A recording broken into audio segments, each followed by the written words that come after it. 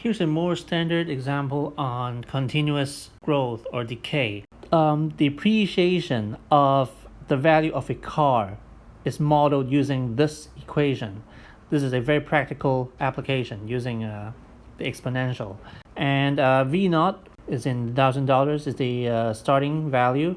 And K is a positive constant, but it's negative right here. So K is the rate. V is in $1,000 is the value for whenever, however long the duration is for T. So now we have two pairs of situations.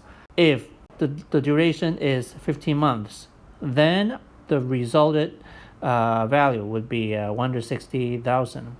On the other hand, if the duration is 25 months, then your value would become 135,000 here. Okay, so this is one pair and this is another pair. To use these two pairs, we could directly find the value for K.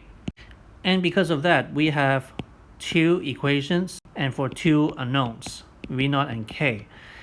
Now, please note that V equals to 160 or 135, but not with the zeros, because you have to be careful. The units is in $1,000.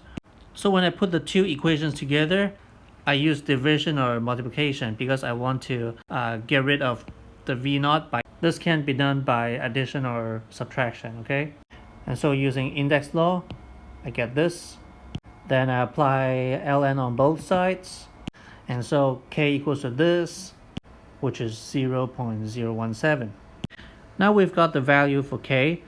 Then we can use either this pair or this pair into the equation, find V0 for the initial value backward, right? So when T equals to 15, we use this one, okay? We use this pair, and V equals to 160. Then the rest is all calculator. And so the initial value in the beginning is 210,000. Okay, it makes sense because it's depreciation, right? You start out with a highest number, then after 15 months, it goes down to 160,000. Then further down the road, you get 135. And don't forget, your answer is not 210, it's 210,000, right? Because it's all in $1,000. It keeps going down, right, for the value. Okay, how long will it take until the car will get below $100,000? In other words, V less than 100, and then we rewrite this in terms of this, so we can calculate the T. So here's a formula for V, and then I move the 210 to the other side and simplify this part. Then we will use ln to simplify it. Now, here's something to know. When we apply ln on both sides, do I switch this inequality? Do I switch direction?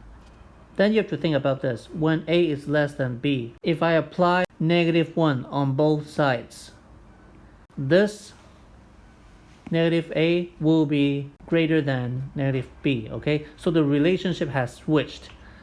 Now, what happens if I apply E and ln? Then when A is less than B, if I apply e to the power of A compared to e to the power of B, the relationship does not change because e to the A is still less than e to the B. As a matter of fact, whenever you apply e on any numbers, okay, the relationship does not change, okay? So this always holds.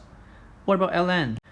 If A is less than B, if I apply ln on both sides, ln A is still less than ln B, simply because for the exponential and the log functions, x and y always go to the same directions. For example, when x is increasing for this ln, y also increases, and that also happens the same for an exponential function, which is not true if you apply a negative to two numbers, because the relationship reverses.